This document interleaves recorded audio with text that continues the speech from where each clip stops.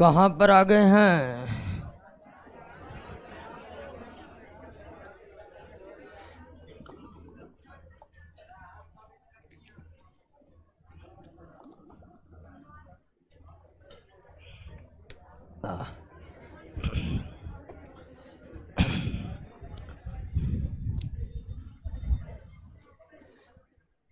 कहाँ तक हुआ था? ओ, बचले था, खत्म हो गया। ओह, चलिए ध्यान दीजिए।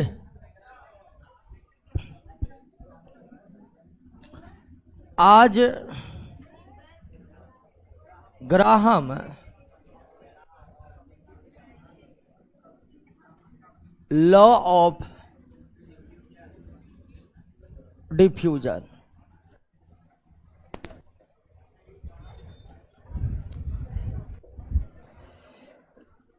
क्या हुआ? बात नहीं करना है? अब समझिए एक एक बात को। क्या Graham law of diffusion, Graham के विसरण संबंधी नियम। ग्राहम के विसरण संबंधी नियम को समझने से पहले इसी को समझना है कि डिफ्यूजन क्या है, विसरण क्या है। विसरण का सीधा मतलब होता है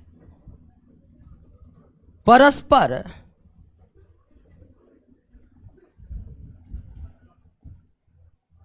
घुलना मिलना, परस्पर घुलना मिलना। परस्पर घुलने मिलने की जो प्रक्रिया है उसे ही क्या कहते हैं? विसरण कहते हैं। समान सी बात है कि पदार्थ की जो तीन अवस्थाओं के बारे में आप जानते हैं, ठोस, द्रव और गैस, ये तीन मुख्य अवस्थाएं हैं। तो उन तीन मुख्य अवस्थाओं में ये जो विसरण का गुण है, विसरण का शाब्दिक अर्थ होता है परस्पर घुलना मिलना। तो तीन प्रकार के पदार्थों में ठोसों का विसरण, ठोसों में विसरण का गुण मौजूद नहीं है, यानी भिन्न भिन्न प्रकार के ठोस आपस में घुल मिल या परस्पर घुल मिल नहीं सकते।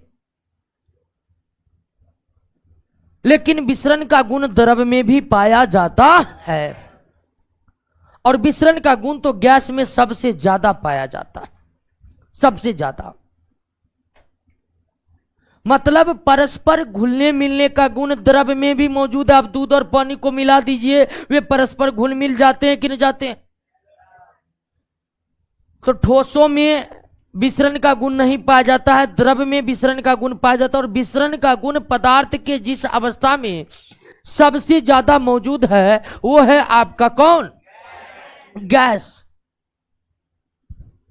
तो भिन्न भिन्न गैस जिसके घनत्व भी एक समान नहीं है, जिनके आणविक द्रव्यमान भी एक समान नहीं है,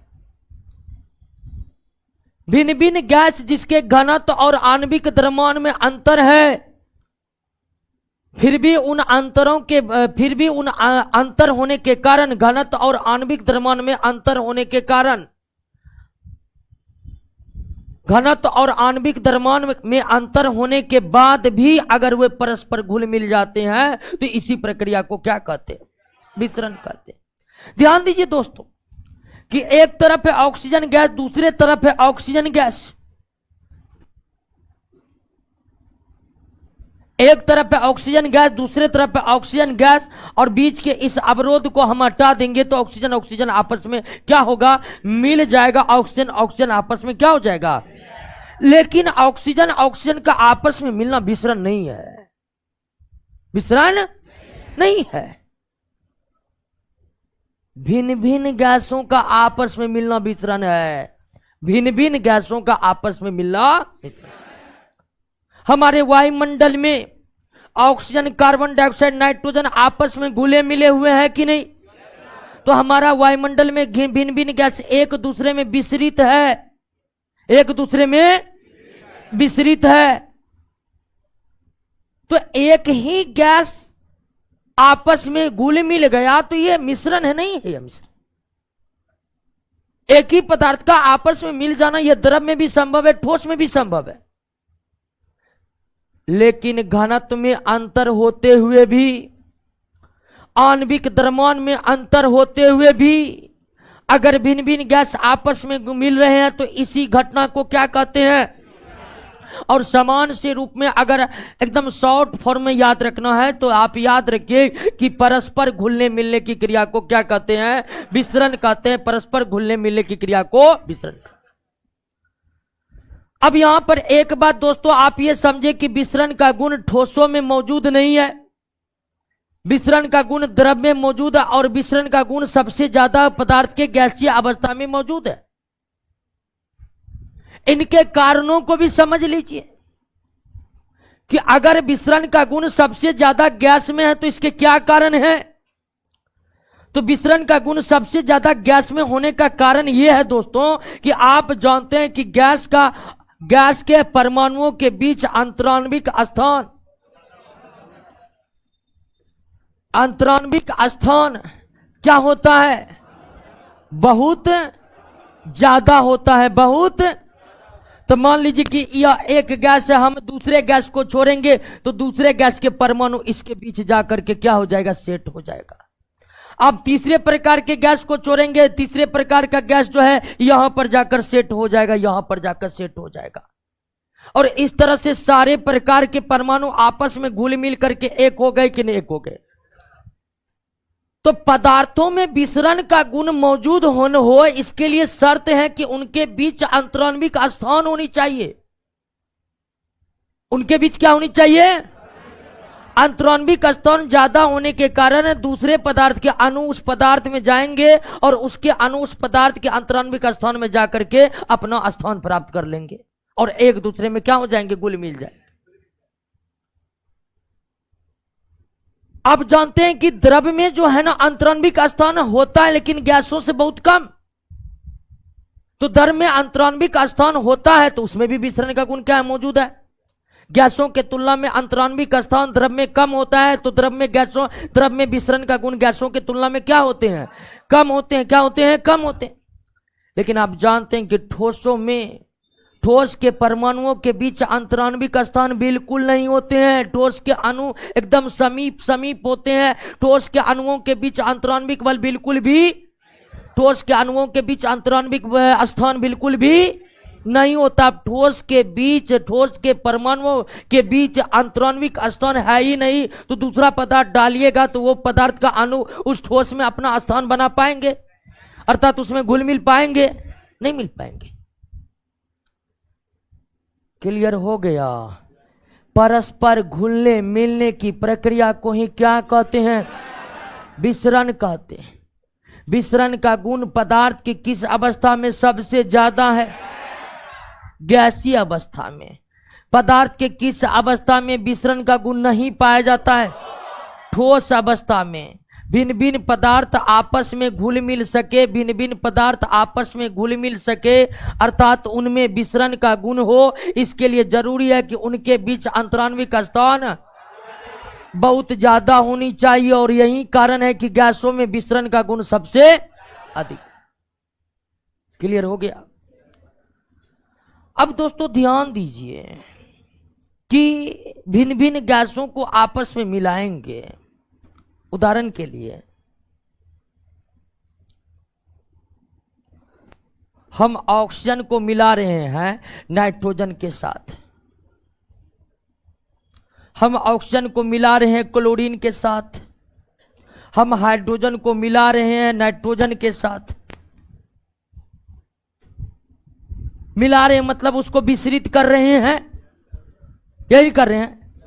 तो आपको क्या लगता है, मान लीजिए कि सभी गैस की मात्रा समान है, सभी गैस की मात्रा मतलब द्रव्यमान समान है सभी गैस की।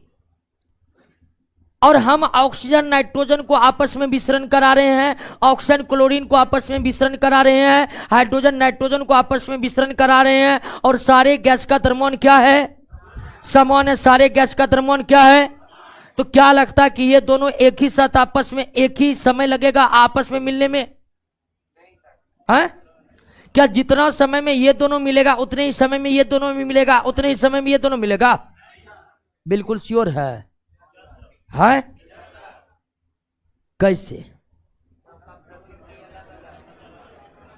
सबका प्रकृति अलग अलग है, प्रकृति पर विसरण निर्भर नहीं करता है। गैसों में होने वाला विसरण गैसों की प्रकृति पर निर्भर नहीं करता है। ध्यान दीजिए, निश्चित ही सब में एक समय नहीं लगेगा, निश्चित ही इन सभी गैसों को घुलने मिलने में समान समय नहीं लगेगा। कहीं पर आसानी से घुलेगा मिलेगा, मतलब कहीं पर कम समय में घुलेगा मिलेगा, कहीं पर समय अधिक लगेगा। यानी गैसों में तो विसरण का गुण पाया जाता है, लेकिन भिन्न भिन्न गैस दोस्तों, भिन्न भिन्न गैस का आपस में घुलने मिलने में समान समय नहीं लगता है। तो कौन कौन से गैस आपस में तेजी से घुल मिल सकते हैं? कौन कौन से गैस आपस में तेजी से घुल मिल सकते हैं और कौन कौन से गैस को घुलने मिलने में बहुत ज्यादा समय लगेगा? यह कैसे पता चलेगा? तो यह पता चलेगा ग्राहम के विसरण। भिन्न भिन्न गैसों को घुलने मिलने में कितना समय लगेगा, इसी की जानकारी प्राप्त होती है हमें किससे? ग्राहम के विसरण नियम से, ग्राहम के विसरण नियम से। तो आइए दोस्तों अब समझने की कोशिश करते हैं कि ग्राहम का विसरण नियम क्या है। लेकिन ग्राहम का विसरण नियम आप तो समझ ही गए हैं कि यह बताएगा कि भिन्न भिन्न गैसों को आपस में विसरण होने में कितना समय लगेगा। ग्राहम का विसरण के संबंध में कहना है कि अगर गैस का ताप और दाब क्या हो? कांस्टेंट हो। अगर गैस का ताप भी कांस्टेंट हो, गैस का दाब भी क्या हो? तो अगर गैस का ताप और दाब कांस्टेंट हो, गैस का ताप और दाब क्या हो? कांस्टेंट हो, तो भिन्न भिन्न गैसों का विसरण वेग, भिन्न भिन्न गैसों का विसरण वेग उसके घनत्व के वर्गमूल के क्या होते हैं? व्युत्क्रमानुपाती होते हैं। उनके घनत्व के वर्गमूल के क्या होते हैं? व्युत्क्रमानुपाती। क्लियर है? बात समझ गए? कोई दिक्कत नहीं है? तो ग्राहम के अनुसार क्या हुआ? कोई दिक्कत है? चलिए ध्यान दीजिए कि ग्राहम का विसरण नियम कहता है कि गैसों का विसरण वेग उसके घनत्व के वर्गमूल के समानुपाती होती, डायरेक्टली प्रोपोर्शनल। यानी जिस गैस का घनत्व जितना अधिक होगा उसका विसरण वेग उतना ही, जिस गैस का घनत्व जितना अधिक होगा उसका विसरण वेग उतना ही कम होगा, और जिस गैस का घनत्व जितना कम होगा उसका विसरण वेग उतना अधिक होगा। तो ग्राहम के विसरण नियम से यह जानकारी मिलती है कि भिन्न भिन्न गैसों का विसरण वेग उनके घनत्वों पर निर्भर है। भिन्न भिन्न गैसों का विसरण वेग उसके घनत्वों पर निर्भर है। और कैसे निर्भर है? तो गैसों का विसरण वेग उसके घनत्व के वर्गमूल के क्या होते हैं? ग्राम के अनुसार गैसों के विसरण की गति उनके वर्गमूल के, उनके घनत्व के वर्गमूल के क्या होते हैं? क्लियर हो गया? समझ गए? गैसों का विसरण वेग किसके घनत्व के वर्गमूल के समानुपाती होते हैं? गैसों के घनत्व के वर्गमूल के समानुपाती, व्युत्क्रमानुपाती होते हैं। बिल्कुल व्युत्क्रमानुपाती होते हैं। तो अब आप ध्यान दीजिए कि गैस घुलेगा मिलेगा तो अकेले तो नहीं मिलेगा। विसरण होने के लिए कम से कम कितना गैस चाहिए? 2 गैस, तब वो आपस में घुलेगा मिलेगा। ये बात तो आप जान गए कि गैसों के विसरण वेग उसके घनत्व के वर्गमूल के व्युत्क्रमानुपाती होते हैं। लेकिन गैस अगर घुलेगा तो गैस में अगर विसरण होगा तो कम से कम आपको कितनी गैस चाहिए? 2 गैस चाहिए। कम से कम कितनी गैस चाहिए? 2 गैस चाहिए।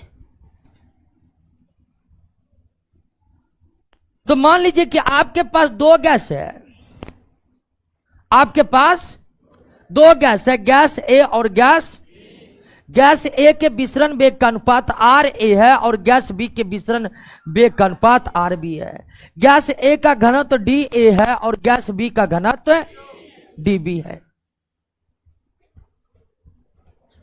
ठीक है ना? गैस ए का विसरण वेग हम आर ए मान लिए और घनत्व डी ए मान लिए। घनत्व क्या मान लिए दोस्तों? डी ए मान लिए। घनत्व क्या मान लिए? डी ए मान लिए।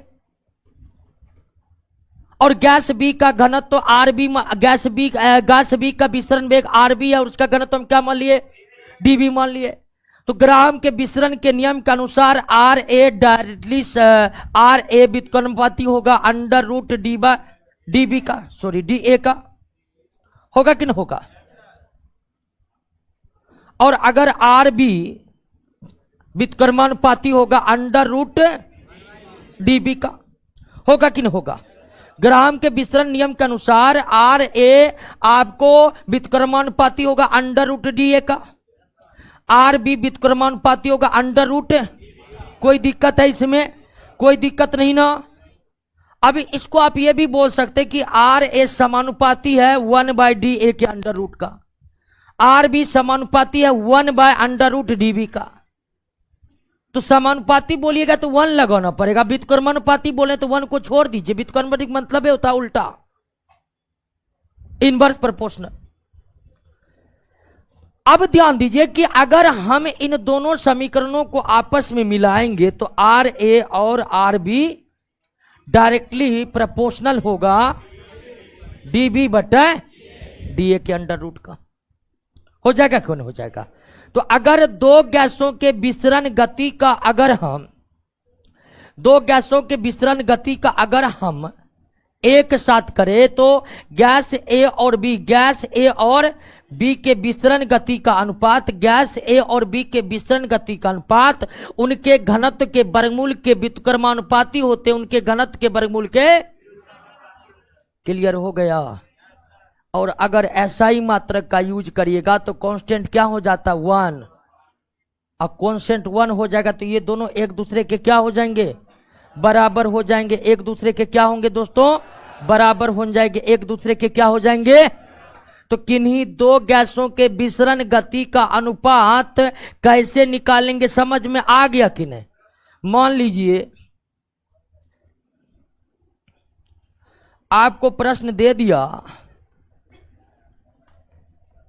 गैस एक्स का घनत्व, गैस एक्स का घनत्व 16 तथा गैस वाई का घनत्व 8 है।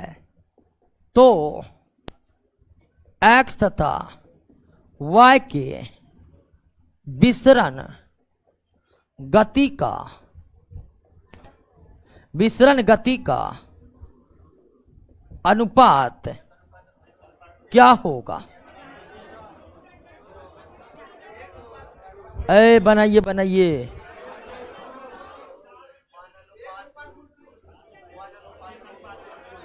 सवाल को समझे।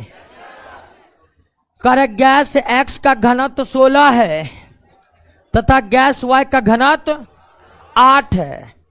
गैस एक्स का घनत्व 16 है, गैस वाई का घनत्व 8 है। तो एक्स और वाई के विसरण गति का अनुपात क्या होगा? एक्स और वाई के विसरण गति का अनुपात। अब दोस्तों हम जानते हैं, हम ग्राहम के विसरण नियम के अनुसार 2 गैसों के विसरण गति का अनुपात आर ए बटे आर बी निकाले ना अभी, अंडर रूट डी बी बटे डी ए।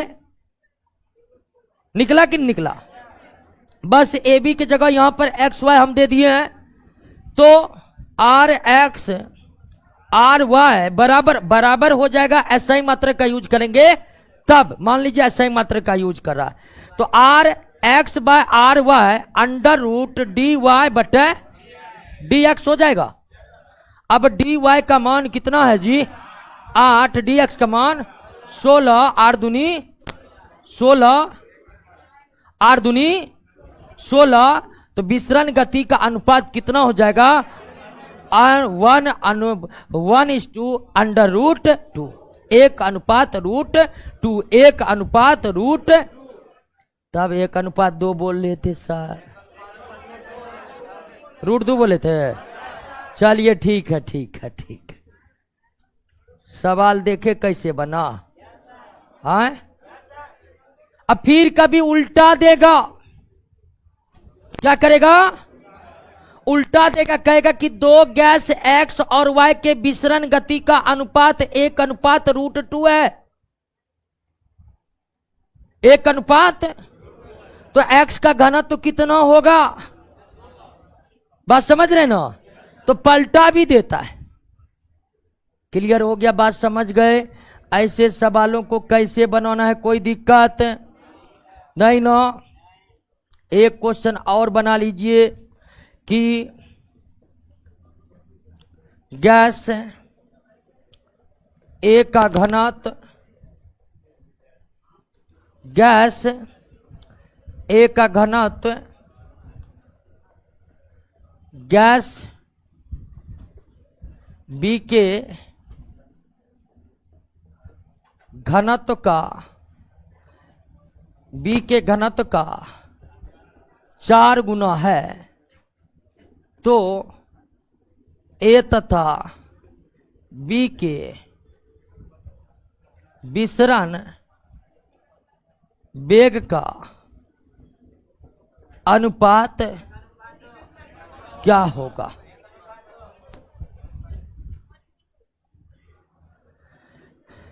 गैस ए का घनत्व गैस बी के घनत्व का 4 गुना है, तो ए और बी के विसरण वेग का अनुपात क्या होगा। अब देख लेते हैं। गैस ए का घनत्व गैस बी के घनत्व का, तो गैस बी को एक्स मान ले, तो गैस ए का ये घनत्व है ना।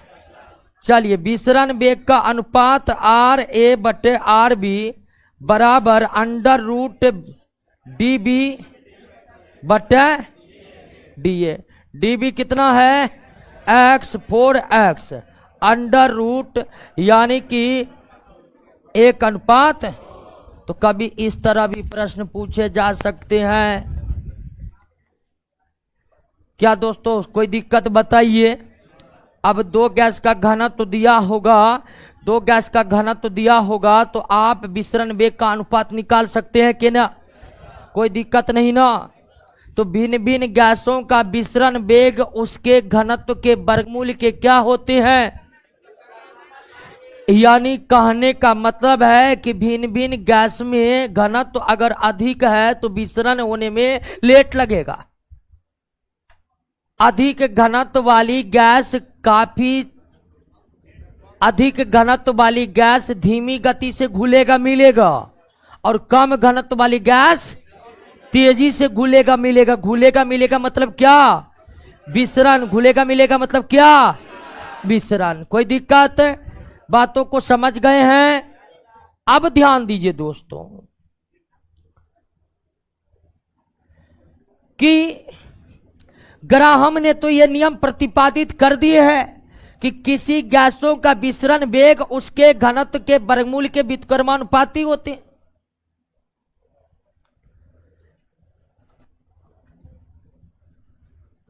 ग्राहम ने यह तो रूल बना दिया है कि किसी गैस का विसरण वेग उसके घनत्व के वर्गमूल के क्या होते हैं। लेकिन यहां पर एक और रिलेशन पर हमें ध्यान देना है, और वो रिलेशन है कि गैस का घनत्व, गैस का घनत्व, गैस का घनत्व गैस के अनुभार, और अनुभार को मोलर द्रव्यमान भी कहते हैं। क्या कहते हैं, पिछले क्लास में बताए थे ना। कि गैस का घनत्व गैस के अनुभार के, गैस के घनत्व गैस के अनुभार के यानी कि मोलर द्रव्यमान के, या अंग्रेजी में बोले तो मोलिकुलर वेट, अनुभार के आधे होते हैं। क्या होते हैं? आधे होते हैं। किसी गैस का जो घनत्व होते हैं उसके अनुभार के क्या होते हैं? आधे होते हैं। नोट में तो लिखा हुआ है, नहीं लिखा हुआ है? लिखा हुआ तो गैस का घनत्व गैस के अनुभार के क्या होते हैं? आधे होते हैं। यानी कि अगर दोस्तों गैस का घनत्व D है, एक गैस के घनत्व, गैस A का घनत्व क्या है? मान लीजिए कि गैस A का घनत्व DA है और गैस A का आणविक द्रव्यमान क्या है? Ma है। उसी तरह दोस्तों गैस B का घनत्व क्या है? DB है और आणविक द्रव्यमान क्या है? MB है। ये रिलेशन आप समझे कि नहीं समझे? रिलेशन की याद रखने वाले ये तथ्य है कि गैस का घनत्व गैस के अनुभार के क्या होते हैं? आधे होते हैं। या गैस का अनुभार उसके घनत्व के क्या होते हैं? दुगुना होते हैं। दोनों बात आप बोल सकते हैं। गैस का घनत्व गैस के अनुभार का आधा होता है या गैस का अनुभार उनके घनत्व के दुगुने होते हैं। गैस का अनुभार उसके घनत्व के क्या होते हैं? दुगुने होते हैं। दोस्तों हम मानकर चल रहे हैं कि गैस A का घनत्व DA है और आणविक द्रव्यमान क्या है? गैस B का घनत्व DB है और आणविक द्रव्यमान क्या है? तो अगर आपसे पूछा जाए कि DA बराबर क्या होगा तो आप कह सकते हैं Ma/2 होगा कि नहीं? घनत्व आणविक द्रव्यमान के क्या होते हैं? आधे होते हैं। उसके बाद आपसे यह भी पूछेगा DB बराबर क्या हो जाएगा? Mb/2, क्योंकि घनत्व आणविक द्रव्यमान के क्या होते हैं? आधे होते हैं। अब आप आइए ग्राहम के विसरण नियम पर कि दो गैसों के विसरण वेग का अनुपात उनके घनत्व के वर्गमूल के क्या होते हैं? व्युत्क्रमानुपाती होते हैं। अब DB DA के जगह हम आणविक द्रव्यमान का यूज कर सकते हैं। DB बराबर क्या हो जाएगा? Mb/2। DA बराबर क्या हो जाएगा? Ma/2। 2 कट गया तो ये हो जाएगा MB/Ma। MB/Ma। तो आप ग्राहम के विसरण नियम को दो तरीके से बता सकते हैं। ग्राहम के विसरण नियम को कितने तरीके से? दो तरीके से बता सकते हैं। पहला कि दो गैसों के विसरण वेग का अनुपात उसके घनत्व के वर्गमूल के व्युत्क्रमानुपाती होते हैं। तो गैसों के जो विसरण नियम है उसको आप घनत्व के आधार पर बोल सकते हैं, उसको आप आणविक द्रव्यमान के आधार पर बोल सकते हैं। गैसों का विसरण वेग उसके घनत्व के वर्गमूल के व्युत्क्रमानुपाती होते हैं, या गैसों का विसरण वेग उसके आणविक द्रव्यमान के वर्गमूल के भी क्या होते हैं? व्युत्क्रमानुपाती होते हैं। क्या कोई दिक्कत है क्या? आपको घनत्व दिया हुआ है तो भी आप विसरण वेग निकाल सकते हैं। अगर आणविक द्रव्यमान दिया हुआ भी तो आप भी विसरण निकाल सकते हैं कि निकाल सकते हैं। हम घनत्व और आणविक द्रव्यमान के बीच के संबंधों को जाने, और जब घनत्व आणविक द्रव्यमान के बीच के संबंधों को जानकर ग्राहम के विसरण नियम को आणविक द्रव्यमान पर लाए तो हम क्या देखे कि विसरण वेग का अनुपात गैसों के घनत्वों के साथ जिस तरह होता है वैसा ही संबंध गैसों के आणविक द्रव्यमान के साथ भी होता है, आणविक द्रव्यमान के साथ भी होता है। तो ग्राहम के विसरण नियम को आप दो तरीके से बोल सकते हैं दोस्तों। ग्राहम के विसरण नियम को आप दो तरीके से बोल सकते हैं कि गैसों का विसरण वेग उसके घनत्व के वर्गमूल के क्या होते हैं? व्युत्क्रमानुपाती होते, उसके घनत्व के वर्गमूल के व्युत्क्रमानुपाती होता, या गैसों का विसरण वेग उसके घनत्व, गैसों का विसरण वेग उसके आणविक द्रव्यमान के वर्गमूल के क्या होते हैं? व्युत्क्रमानुपाती। कोई दिक्कत? समझ गए जी? अब आणविक द्रव्यमान वाला रिलेशन समझे कि नहीं समझे? आणविक द्रव्यमान रिलेशन समझे तो क्वेश्चन 1 बनाइए। हाइड्रोजन तथा ऑक्सीजन के विसरण गति का अनुपात क्या होगा? यहां पर घनत्व का जिक्र नहीं किया गया है, तो यहां पर घनत्व का जिक्र नहीं किया गया तो आपको आणविक द्रव्यमान के आधार पर निकालना पड़ेगा।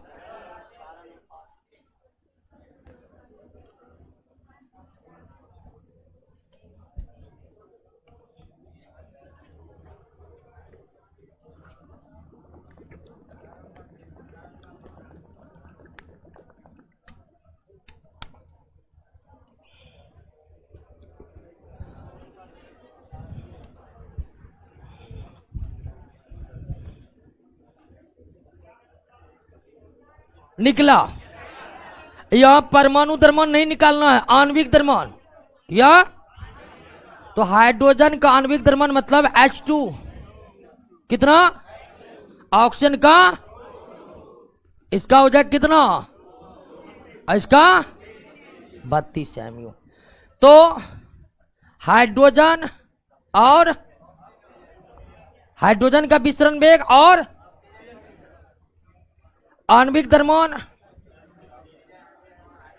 होगा H का, O का और H का 16, 4 अनुपात या 4, क्योंकि 1 नहीं भी लिखेंगे तो कोई दिक्कत नहीं है।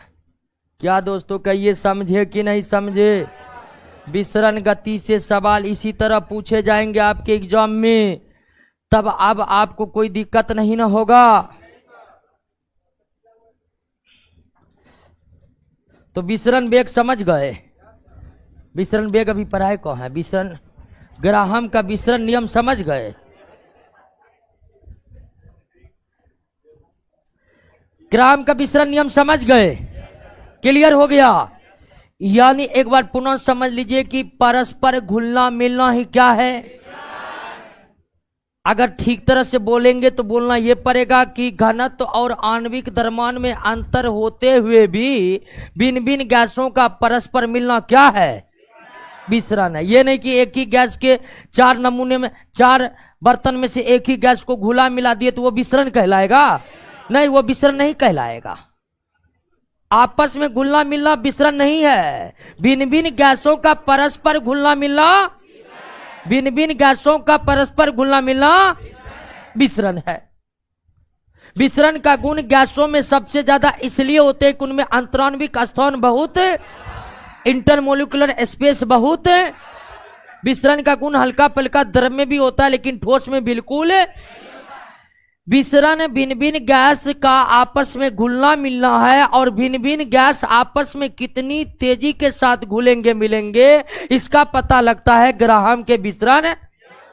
और ग्राहम का विसरण नियम है कि गैसों की विसरण गति उसके घनत्व के वर्गमूल के समानुपाती होता है या गैसों की विसरण गति उसके आणविक द्रव्यमान के वर्गमूल के व्युत्क्रमानुपाती होता है।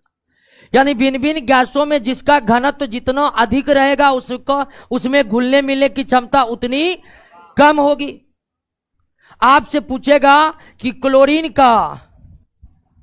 का विसरण वेग अधिक है या फ्लोरीन का?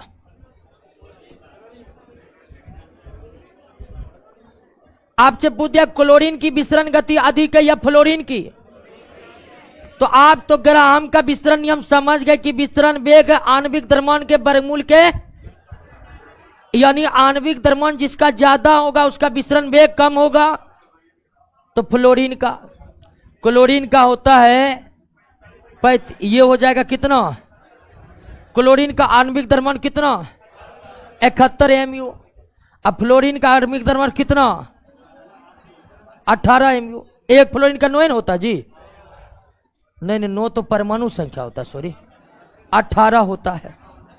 कितना होता है? 36। अब किसका आणविक द्रव्यमान ज्यादा है? क्लोरीन का। किसका आणविक द्रव्यमान ज्यादा है?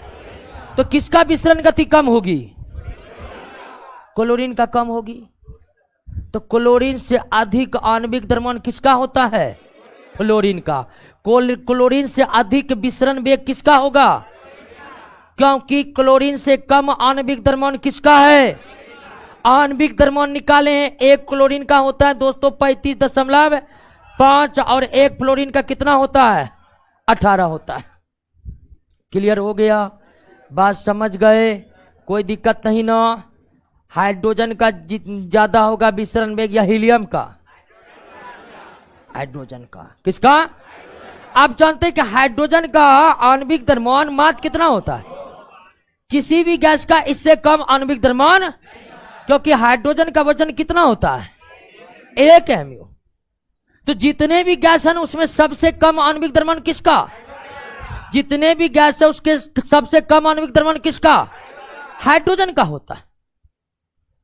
और इसलिए सबसे अधिक विसरण गति किस गैस की? क्योंकि सबसे कम आणविक द्रव्यमान वाला गैस कौन है? सबसे कम विसरण, सबसे अधिक विसरण गति वाला गैस कौन है? हाइड्रोजन है। क्लियर हो गया दोस्तों? बात समझ गए? विसरण गति में कोई दिक्कत नहीं ना? आइए दोस्तों, ग्राहम के विसरण नियम समझ रहे थे। अब आपको समझना होगा विसरण वेग। विसरण वेग।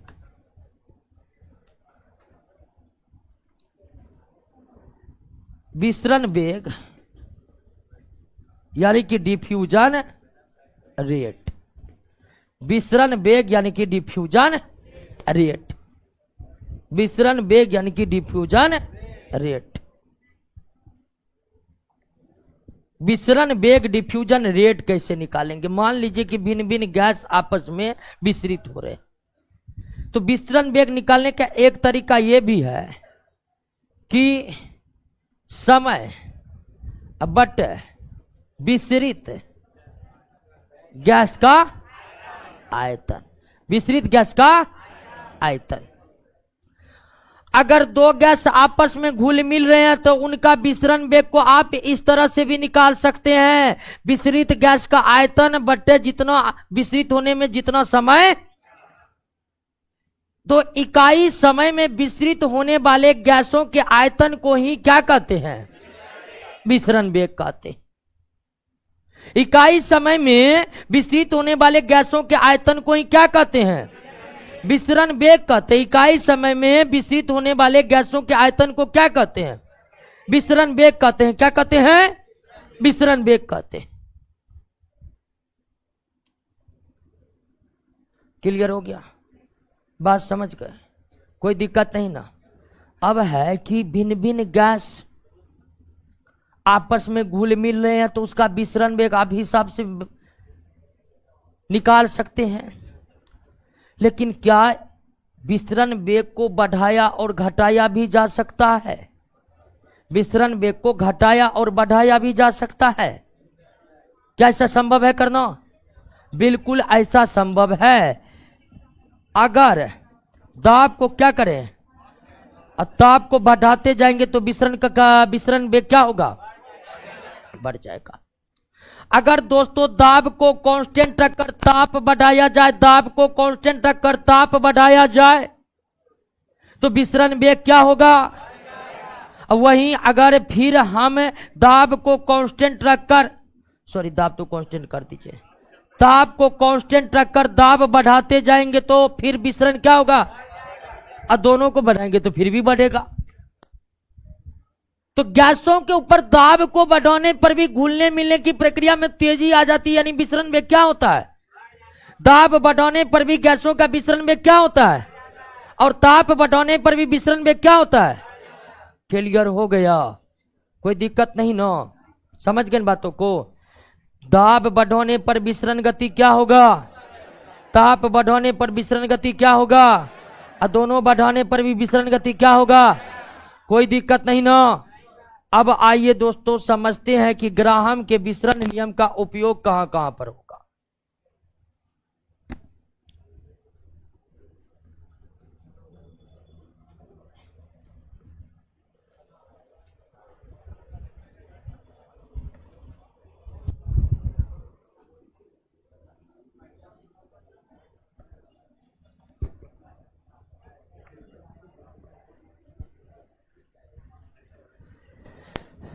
गैसों के विसरण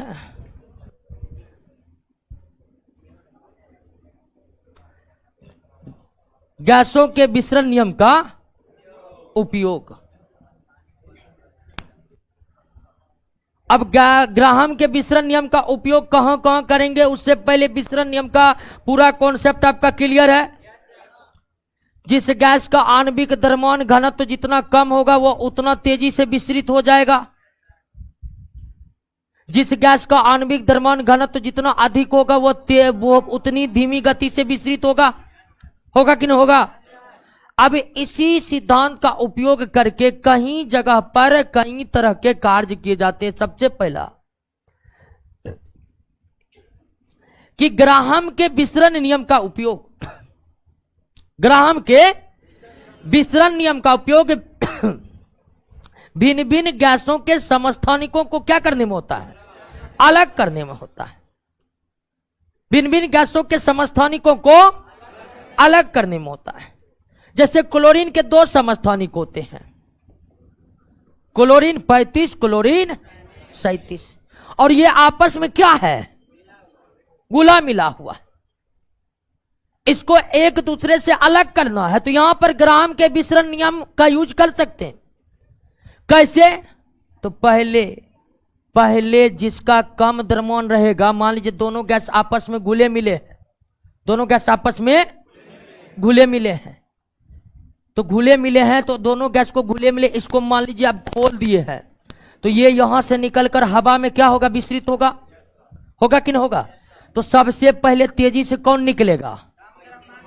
कम द्रव्यमान वाला, यानी कौन? 35 वाला पहले निकलेगा ना। तो 35 वाला पहले निकलेगा, 35 वाला निकल गया, उसके बाद रोक देंगे, 37 वाला इसी में रह जाएगा। है कि ना है? तो भिन्न भिन्न गैसों के समस्थानिक आपस में घुले मिले हो तो उसको हम किस विधि के द्वारा अलग कर सकते हैं? किस विधि के द्वारा? ग्राहम के विसरण विधि के द्वारा। और ग्राहम का विसरण नियम किस तरह हमें मदद करता है आप जानते हैं कि नहीं? ग्राहम का विसरण नियम का मतलब यह हुआ कि भिन्न भिन्न गैस के समस्थानिक अगर आपस में मिले हुए हैं तो सबसे पहले उससे कम द्रव्यमान वाला गैस निकलेगा और सबसे लास्ट में अधिक द्रव्यमान वाला निकलेगा। कोई दिक्कत? बातों को समझ गए? दूसरा उपयोग ग्राहम के विसरण नियम का उपयोग, ग्राहम के विसरण नियम का उपयोग भिन्न भिन्न गैसों के समस्थानिकों को अलग करने में किया जाता है।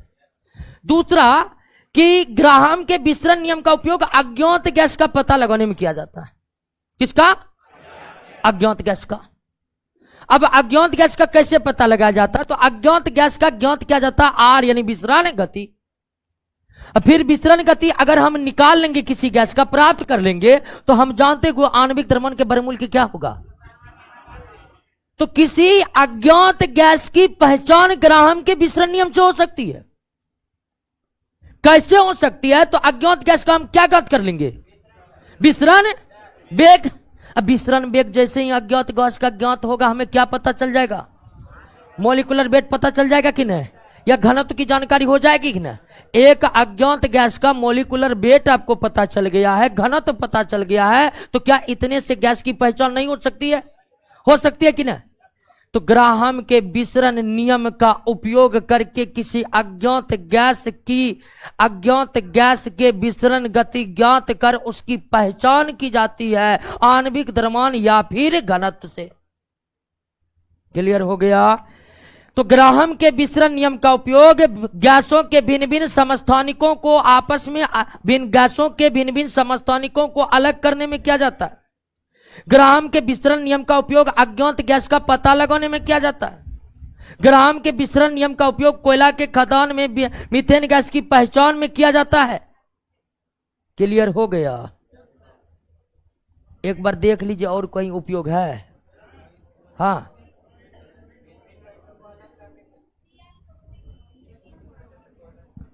क्या हुआ? क्या?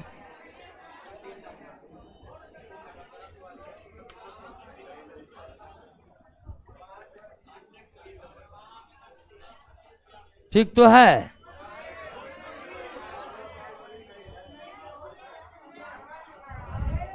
अच्छा अच्छा, क्लोरीन क्लोरीन।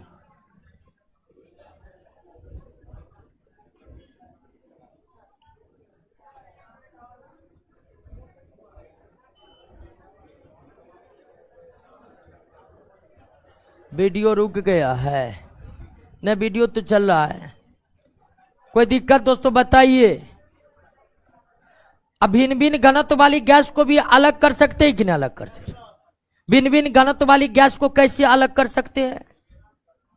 कम घनत्व वाली गैस पहले निकलेगा, अधिक घनत्व वाली गैस बाद में निकलेगा। सीधा सा सवाल है। क्या दोस्तों समझ गए कि नहीं समझ गए? आइए, काइनेटिक थ्योरी ऑफ गैस।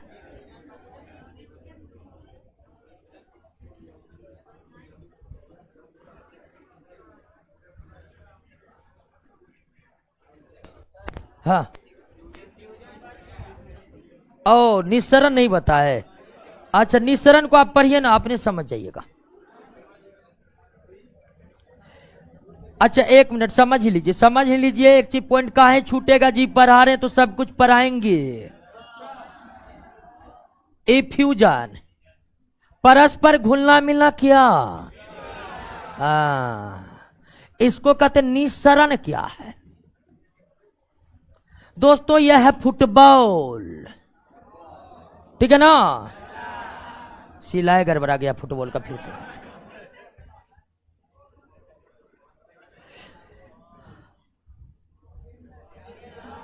चलिए ठीक है, अरे ध्यान दीजिए। यह है फुटबॉल और इसमें भरा है क्या?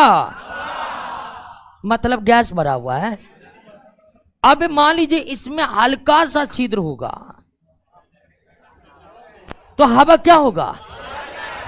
तेजी के साथ कि धीमी गति से? धीमी गति से। एकदम समझिए, एक फुटबॉल में सुई से हम क्या कर दे? छेद कर दे। एक फुटबॉल में सुई से छेद कर दे तो फुटबॉल की हवा उस छिद्र से निकलने लगती है धीमी धीमी गति से। और यही प्रक्रिया क्या कहलाता है? निस्सरण कहलाता है। सूक्ष्म छिद्रों से होकर हवा का धीमी धीमी गति से बाहर निकलना क्या कहलाता है? निस्सरण कहलाता है। क्या कहलाता है? निस्सरण कहलाता है। इफ्यूजन कहलाता है। कोई दिक्कत? ट्यूब में छिद्र हो गया, उससे हवा का बाहर निकलना क्या है? गुब्बारा में छिद्र हो गया, उससे हवा का बाहर निकलना क्या है? बात को समझ गए? कोई दिक्कत है इसमें? नहीं ना। अब आते हैं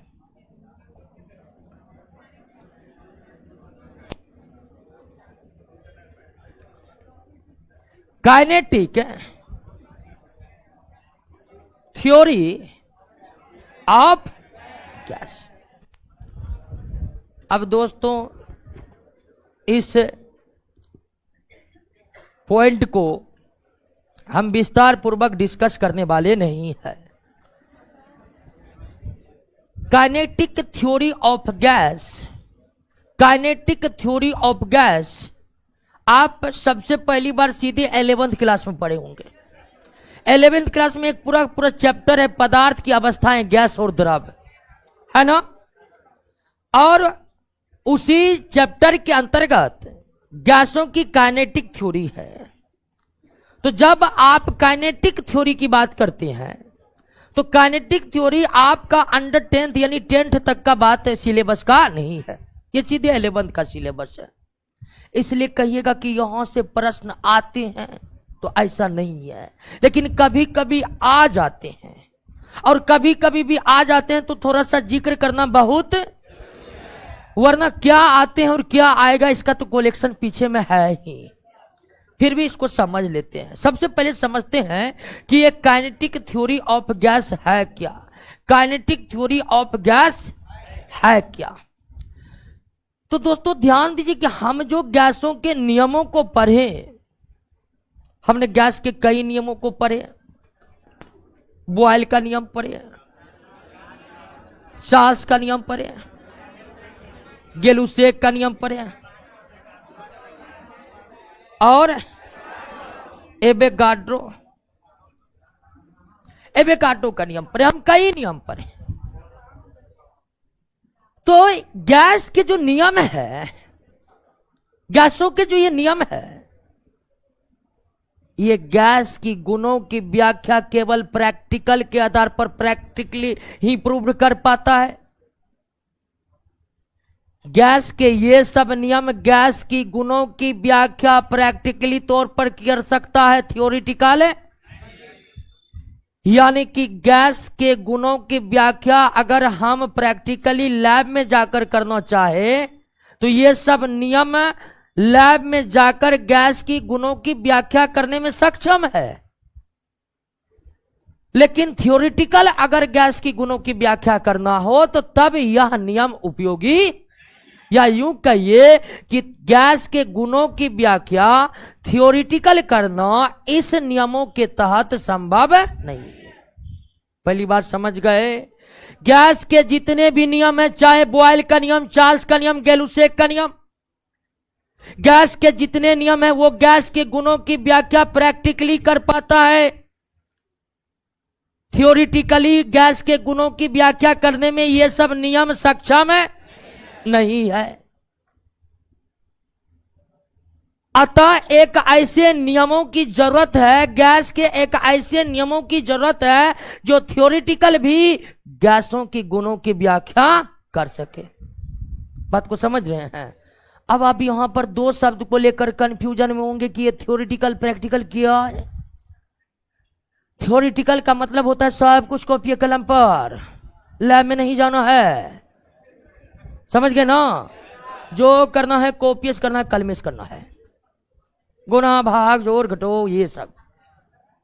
तो थ्योरिटिकल का मतलब हुआ है कि लैब की आवश्यकता उसमें, और जब हम प्रैक्टिकली बोलते हैं तो मतलब सीधे जाएंगे लैबे में। तो थ्योरेटिकल और प्रैक्टिकल मतलब समझे कि ना? थ्योरेटिकल का मतलब सिर्फ कॉपी कलम थ्योरी, और प्रैक्टिकल का मतलब लैब में। तो गैस के इन नियमों के आधार पर गैस की गुणों की व्याख्या लैब में जाकर, प्रयोगशाला में जाकर प्रैक्टिकली ही आप कर सकते हैं। लेकिन इस नियमों के द्वारा गैस की गुणों की व्याख्या, गैस की गुणों की व्याख्या हम गैस की गुणों की व्याख्या हम थ्योरिटिकल नहीं कर सकते हैं। इसीलिए हमें गैस की एक ऐसे गुणों के, गैस के एक ऐसे नियम अथवा सिद्धांतों की आवश्यकता है कि जो गैस की गुणों की व्याख्या थ्योरिटिकल भी कर सके, थ्योरिटिकल भी कर सके। और वही सिद्धांत क्या है? Kinetic theory of gas. Kinetic theory गैसों के संबंध में एक ऐसी थ्योरी है जो गैस के गुणों की व्याख्या थ्योरिटिकल भी कर सकता है। गैसों की गुणों की व्याख्या थ्योरिटिकल जिन सिद्धांतों के आधार पर होती है उसी को हम क्या कहते हैं? तो काइनेटिक थ्योरी वह थ्योरी है दोस्तों, काइनेटिक थ्योरी वह थ्योरी है जो गैस की गुणों की व्याख्या थ्योरिटिकल कर सकता है, सैद्धांतिक तौर पर से कर सकता है। क्लियर हो गया? बात को समझ गए? ये गैसों के नियम की क्या एक विशेषता है दोस्तों, बताइएगा तो। बॉयल, चार्ल्स, गैलुसेक, एवोगाड्रो के नियम की क्या खासियत है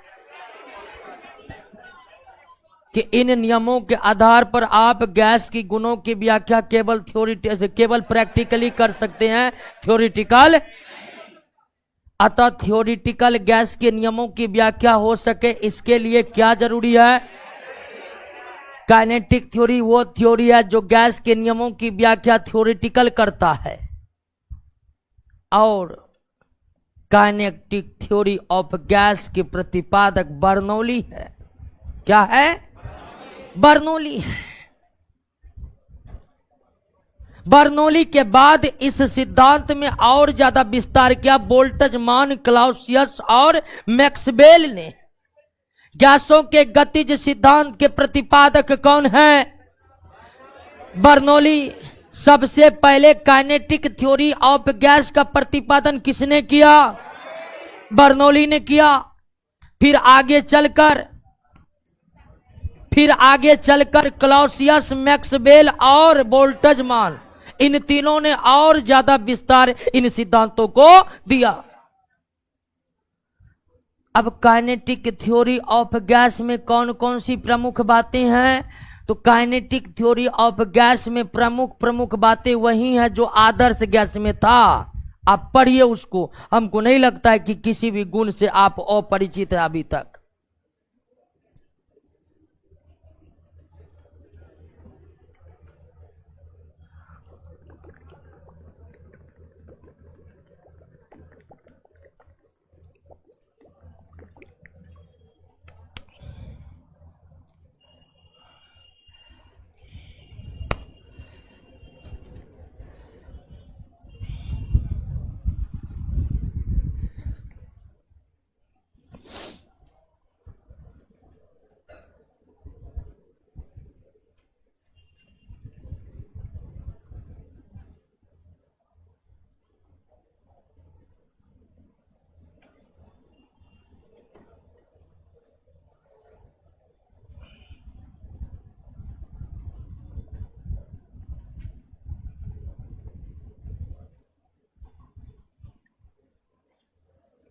कहिए उसमें कोई दिक्कत है?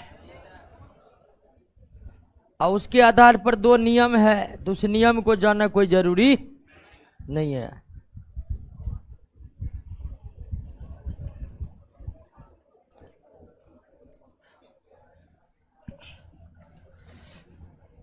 लेकिन फार्मूला याद रखिएगा, ठीक है ना? कि गैस, जैसे पूछ दिया कि गैसों के गतिज सिद्धांत के आधार पर, गैसों के गति सिद्धांत के आधार पर पूछ दिया कि गैसों के गतिज सिद्धांत के आधार पर पीवी बराबर क्या होता है? तो 1/3 mNu²। सॉरी दोस्तों, यहां m को बड़ा कर लीजिएगा, तो ये m मोलिकुलर वेट है। ये m क्या है? इसको बड़ा कर लीजिएगा नोट में। क्या? m को बड़ा लिखना है, वही तो बोल रहे हैं। m बड़ा है ना, सॉरी छोटा है ना, तो m को बड़ा लिख दिया। n सही है, u भी सही है। तो ये फार्मूला हमें याद रखना है, ठीक है ना? जैसे आदर्श गैस का समीकरण है पीवी बराबर, वंडर वाल्स बराबर होता है P plus A/V² V - V बराबर RT। तो ये हमें याद रखना है कि पीवी बराबर गैसों के गतिज सिद्धांत के आधार पर पीवी बराबर 1/3 mNu²। जो m द्रव्यमान है, आणविक द्रव्यमान है, n जो है अणुओं की संख्या है, और u RMS वेग है, root mean square velocity, RMS वेग है। तो RMS वेग होता है, उतना में नहीं जाना हम लोगों को, इतना ही समझ गए, समझिए काफी है दोस्तों। अब गैसों का वाष्प घनत्व ध्यान दीजिए। किसी निश्चित द्रव्यमान के गैसों का आयतन, किसी निश्चित द्रव्यमान के गैस का आयतन, निश्चित द्रव्यमान के गैस का आयतन, और उतने ही द्रव्यमान के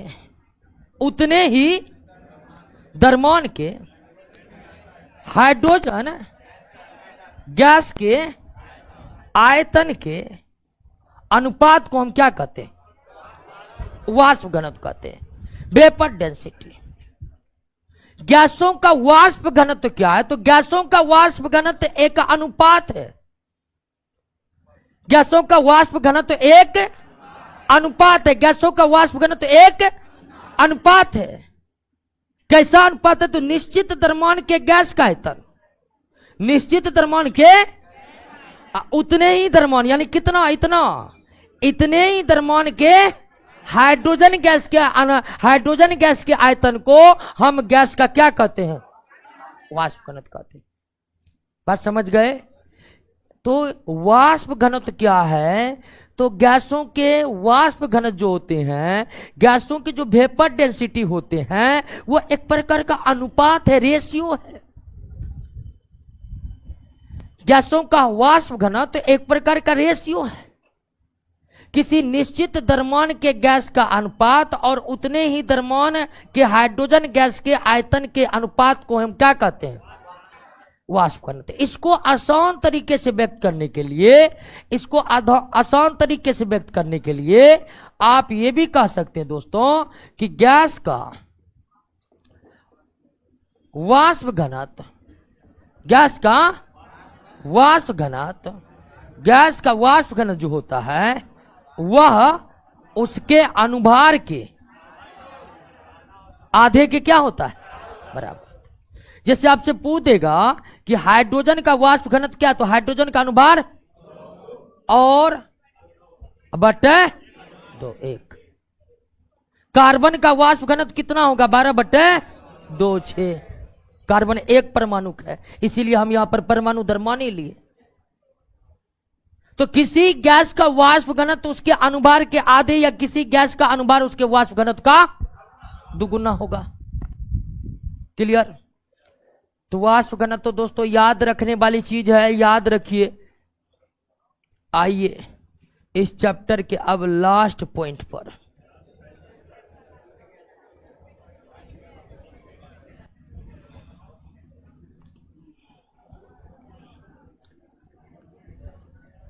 liquefaction of gas.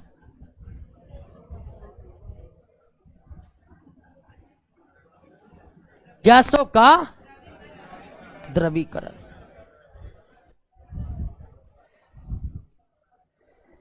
Liquefaction of gas, गैसों का द्रवीकरण।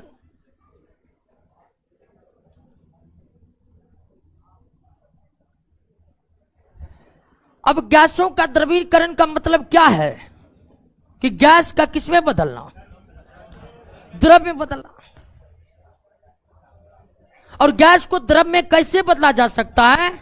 तो ताप घटाकर और दाब बढ़ाकर। ताप घटाकर दाब बढ़ाकर गैसों का द्रवीकरण कर सकते हैं। ताप घटाकर दाब बढ़ाकर गैसों का द्रवीकरण कर सकते हैं। अब ध्यान दीजिए कि गैस का द्रव में जो बदलता है, तो ताप घटाकर दाब बढ़ाकर, इन दोनों ही कंडीशन में ज्यादा प्रभावी कौन होते हैं? ताप होते हैं। क्या होते हैं? ताप होते हैं। यानी आप कहिएगा कि ताप को हम स्थिर रख देते हैं, दाबे ज्यादा लगाकर द्रव में ले आते हैं, तो ऐसा संभव नहीं। लेकिन दाब को कुछ रखिए, ताप को कम करके आप गैस को द्रव में बदल सकते हैं। अब ध्यान दीजिए दोस्तों कि एक गैस को द्रव अवस्था में बदलने के लिए, एक गैस को द्रव अवस्था में बदलने के लिए ताप घटाना पड़ता है, दाब बढ़ाना पड़ता है। लेकिन इन दो स्थितियों में सबसे ज्यादा चर्चित स्थिति कौन है? मतलब महत्वपूर्ण स्थिति कौन है? ताप है। मतलब आप ये कहिएगा कि ताप को कुछ भी रहने दे, दाब ही ज्यादा लगा दे और द्रव में बदला जा सकता है, बदल दे, तो ऐसा संभव नहीं है। लेकिन ऐसा संभव है कि दाब कुछ भी रहे, ताप को घटाकर हम द्रव में बदल सकते हैं। लेकिन इसका मतलब यह नहीं कि ताप कुछ भी रहे, आप दाब लगाकर द्रव में बदल नहीं सकते। क्लियर हो गया? तो गैस को द्रव में कैसे बदल सकते हैं?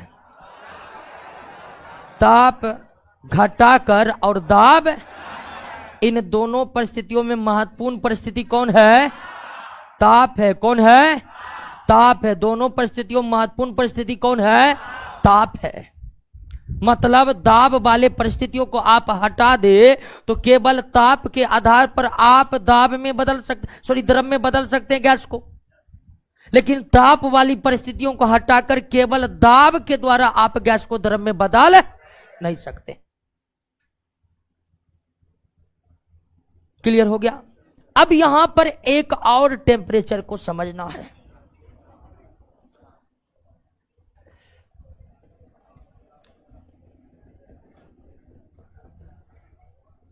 क्रांतिक ताप, क्रिटिकल टेम्परेचर।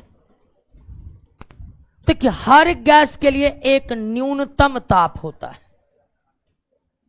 हर गैस के लिए एक न्यूनतम ताप होता है। हर गैस के लिए एक न्यूनतम ताप होता है, जिससे अधिक ताप पर कितना भी दाब लगा ले गैस द्रव में बदल, और उसी निश्चित ताप को हम गैस का क्रांतिक ताप कहते हैं। हर गैस का एक निश्चित तापमान होता है, जिससे अधिक तापमान पर गैस पर कितना भी दाब लगाकर उसे द्रव में बदला नहीं जा सकता। उदाहरण के लिए दोस्तों, कि कार्बन डाइऑक्साइड का क्रिटिकल टेम्परेचर 31.1 डिग्री सेल्सियस, या 31 भी लिखेंगे तो कोई फर्क नहीं पड़ेगा। कार्बन डाइऑक्साइड गैस का क्रांतिक तापमान कितना है? 31.1 डिग्री सेल्सियस। और अगर आप चाहिएगा कि इसका टेम्परेचर कितना रख दे, 32, और दाब लगाकर कार्बन डाइऑक्साइड को द्रव में बदल दे, तो संभव नहीं है। कार्बन डाइऑक्साइड का क्रांतिक ताप है 31.1 डिग्री सेल्सियस। तो इसका मतलब हुआ कि इससे अधिक ताप अगर कार्बन डाइऑक्साइड का रहा, तो वह किसी भी परिस्थिति पर कितना भी दाब लगाकर द्रव में बदला, द्रव में परिणत नहीं हो सकता है। और सबसे पहले जिस गैस के क्रांतिक ताप की खोज की गई थी, वह कौन है? Carbon dioxide. तो क्रांतिक ताप समझे कि नहीं समझे? किसी गैस का वह न्यूनतम ताप, किसी गैस का वह न्यूनतम ताप जिससे अधिक ताप पर कितना भी दाब लगाकर गैसों को द्रव में ना बदला जा सके, उसे क्या कहते हैं? क्रांतिक ताप कहते हैं। कार्बन डाइऑक्साइड का क्रांतिक ताप कितना होता है?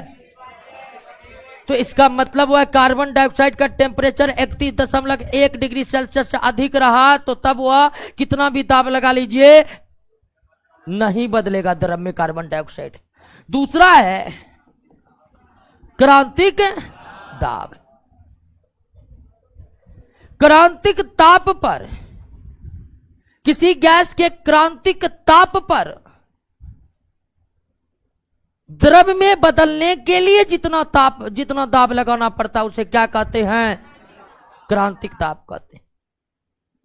अगर गैस क्रांतिक ताप की स्थिति में है, तो उस पर लगा हुआ दाब जिससे वो द्रव में बदल जाए, उसे हम क्या कहते हैं?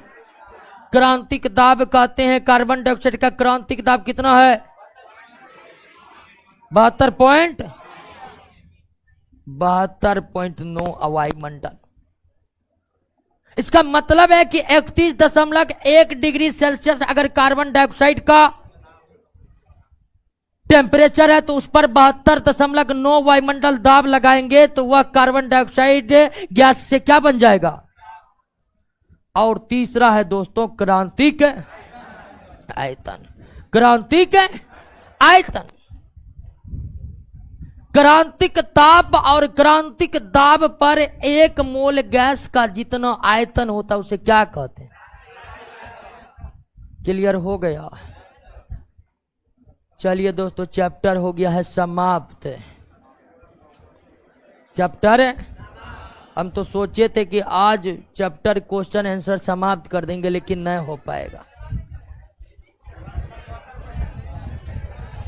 अल्लाह ने करिए,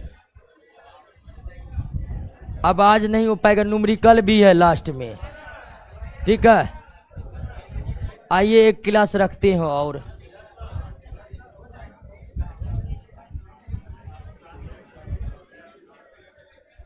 फाउंडेशन आराम आराम से पढ़ना है।